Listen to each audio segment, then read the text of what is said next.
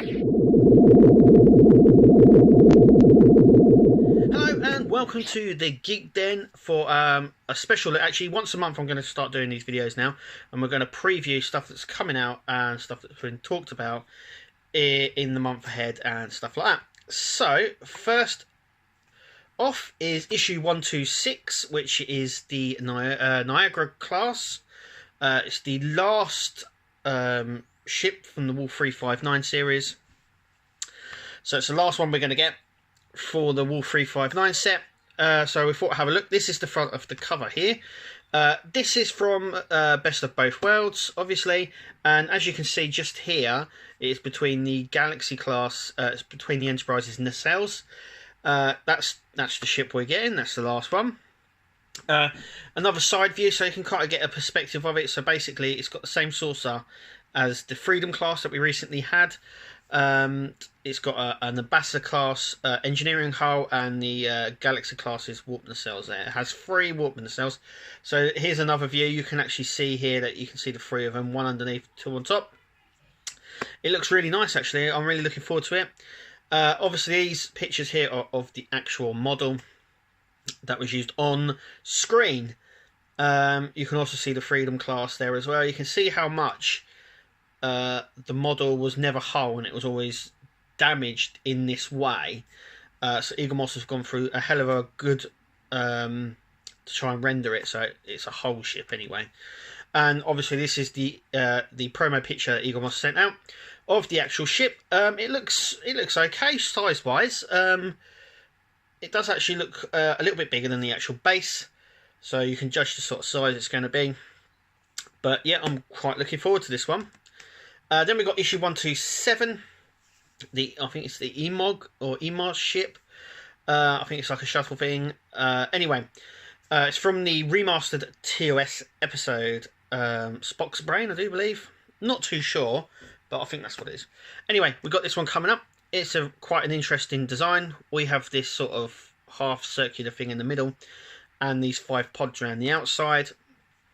These shots here are actually from the episode itself, and it's very weird to try and get a perspective of it because of the way it is, I suppose. So I don't know if this is a side view, top view. It could be any.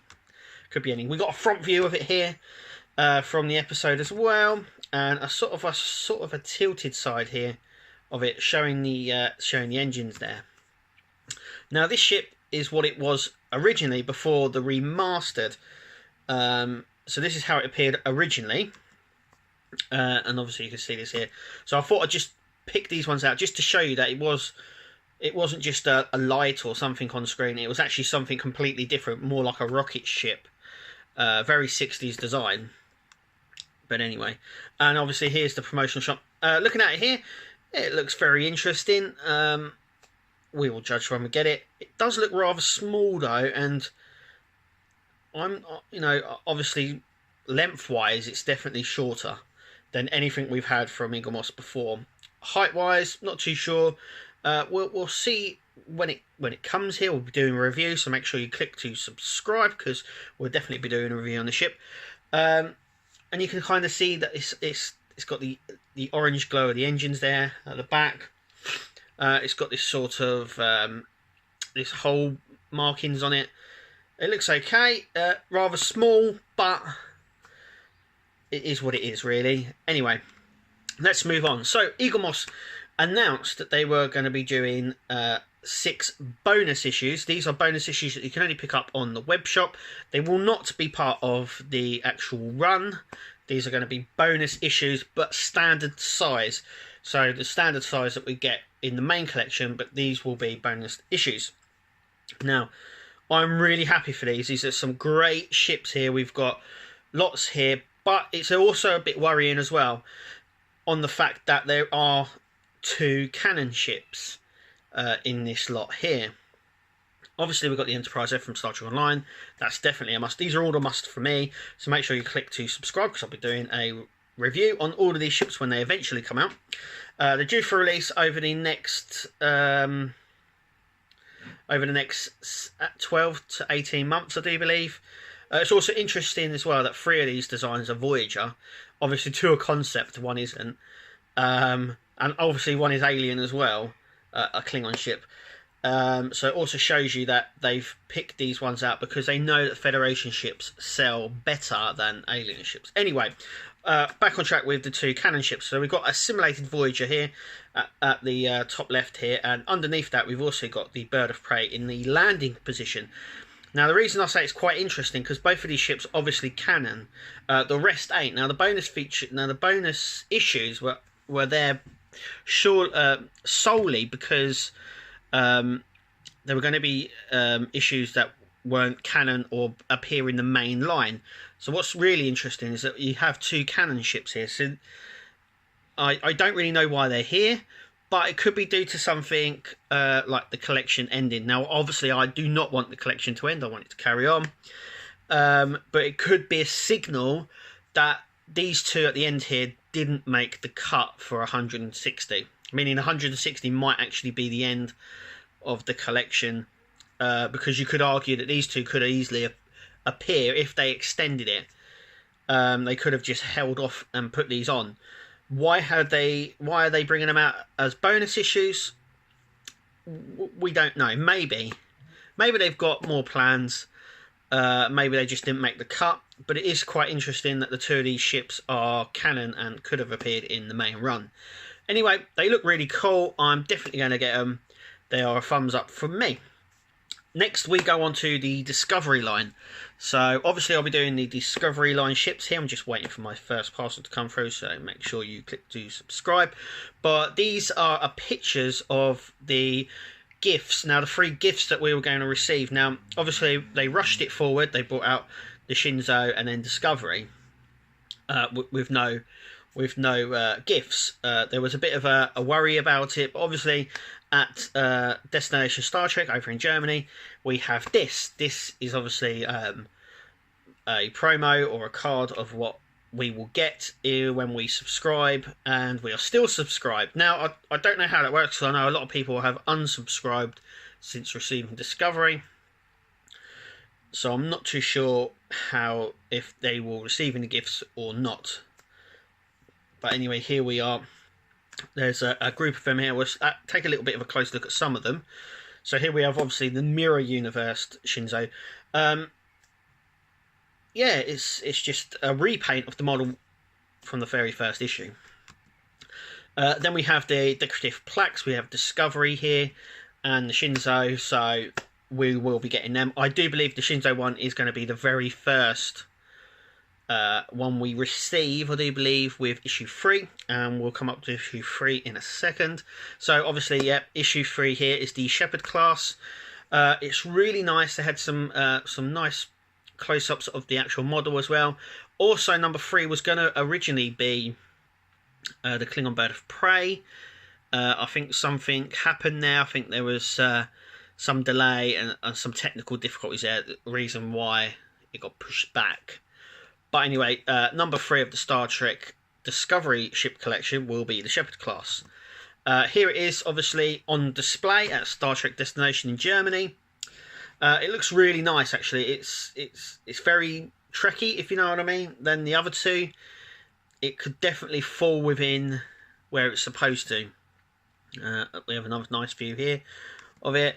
Then we come on to the Bird of Prey. Now, I've never seen the Bird of Prey before. I've seen photos. This is the actual model, and I have to say, it is probably worth the wait because it's so detailed. I mean, these shots here, it just looks amazing. The amount of details got into this is unreal. Though it does, I mean, this shot here, just a fantastic shot. You can really make out a lot of the lines and the effort that they've gone into recreating this. It also shows you that you might lose a lot of this detail if it was in a smaller model. And then obviously a shot from underneath. Now this shot here, I mean, it reminds me of the Romulans, a Romulan logo. Also reminds me a lot of a ship that appeared in Stargate SG-1. I don't know what the ship was called. I'm sure someone out there will, and put it down on the comments. But it does really remind me of one of the ships from SG-1. Then there was the XL. So this is the Enterprise A, XL, so the larger versions. This is the next one. I'm not getting them here at Geek Down, so I won't be able to get these. There's loads of problems, and there's sort of reasons behind it. It's not due to money or anything like that. It's just that I just think they're overpriced for what they are. We have a nice top view here of it. I mean, they look pretty nice, but there's been a hell of a lot of problems. I think they tried to sort out problems with the A and have made it worse somehow. I don't know what they've done there. And then we get, obviously, a nice view. And you can get a size comparison here of the ships from Discovery and the XL. And then you've obviously got the Enterprise C concept there from the bonus line. So you can kind of make out the sort of scale between them. But they all look nice really together like that. And I can't wait for them to come out. I think they're great. Now, off of the Starship ships a little bit, going off topic now, but I think it's still on topic. Anyway, this is the Star Trek Discovery phaser. It was previewed back at Comic-Con, I do believe, that they would be bringing out a Star Trek Discovery phaser. There was one on display there, prototype. We weren't too sure when we were getting it. Anyway, this is a screenshot from my phone. It's from a website here in the UK called Zavvi, and it's obviously up for pre-order. Now, it's interesting to note that it is priced at $39.99, and the release date says the 14th of November. I'll come on to something else in a minute about those dates, but if you look at the actual gun itself, it's got a red tip. Now, I don't want to keep going on about this, because I have mentioned it before, but with all toy guns and collector guns and stuff like that, I think other than prop guns, they have to have this red tip on the end. This is due to laws in the EU and stuff like that, that imitation firearms and things like that have to have the red tip. So someone couldn't go and hold up a shop with one of these guns mistaking it for a real one. They put a little red tip on the front so you know it's fake. Anyway, it doesn't really bother me, but I know some people will be bothered by it. I'm sure it can be repainted. Anyway, there it is. Anyway, remember the date, the 14th of November, and the price as well, because it's also up for pre-order here at Forbidden Planet as well. But it's a lot more money. It's $42.29. It's obviously still up for pre-order, but the date at the bottom there says the 9th of December this year. So we have, if we'll just go back, we've got the 14th and December.